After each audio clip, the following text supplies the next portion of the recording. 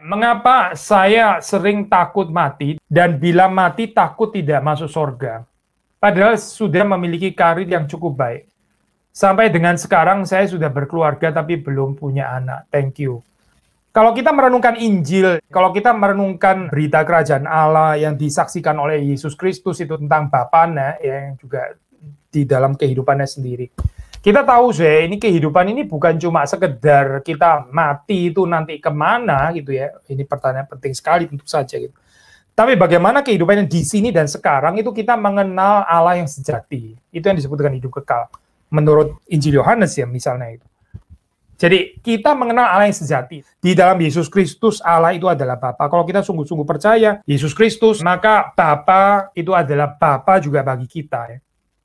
Nah, kita memiliki satu hubungan dengan Allah sebagai Bapa. Ini berarti kita hidup itu tidak dipenuhi oleh ketakutan.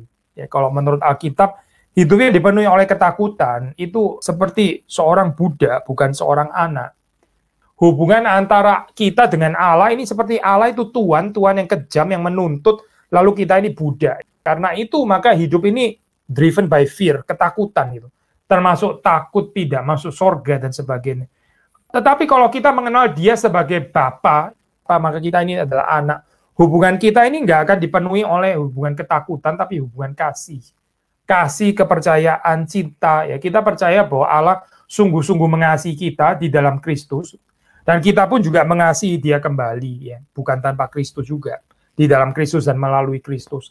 Nah, ini akan membebaskan saudara daripada perasaan takut. Ya. Percaya kepada Yesus Kristus, dibebaskan daripada roh perbudakan ini gitu. Karena itu sudah menjadi masa yang lewat harusnya bagi kita yang percaya. Nah, baru setelah kehidupan seperti ini ya, saudara bisa lebih memaknai karir yang baik. Saudara nggak akan mempertanyakan karir saya sudah cukup baik, tapi kalau saya masih banyak ketakutan seperti ini gitu ya. Karena yang menolong kita nggak punya ketakutan itu bukan karir yang baik, memang bukan gitu. Dan saya percaya bahkan juga ketakutan saudara mungkin juga nggak direct karena saudara belum punya anak gitu ya, dan karena itu menyebabkan saudara terus kemudian jadi dipenuhi dengan banyak ketakutan gitu. Saya pikir root problem atau akar permasalahannya bukan ada di sana gitu, tapi bagaimana kita belajar untuk menghayati hubungan kita dengan Allah itu adalah hubungan Bapa dan anak. Ya, Bapa kita di dunia bisa nggak sempurna, so ya. Kita juga bisa ada kekecewaan juga dengan orang tua kita gitu, mungkin saja itu gitu. Tapi Bapa itu tidak pernah mengecewakan kita gitu. Dia sungguh-sungguh mengetahui apa yang terbaik untuk kita, dia mencintai kita, dia memelihara kehidupan kita, dia memberikan yang baik kepada kita dan kita bisa sepenuhnya percaya kepada dia. Nah, kalau kita bisa menjalin hubungan dipenuhi dengan percaya, cinta seperti ini, ya saudara bisa mewarnai karir saudara yang cukup baik. Saudara bisa bersyukur, itu pun juga adalah pemberian Tuhan. Jadi ini juga menjadi satu penghiburan. Belum mempunyai anak, nggak ada masalah juga. Mungkin Tuhan mau saudara masih menikmati kehidupan berdua. Atau suatu saat nanti Tuhan akan karuniakan anak, siapa tahu gitu ya.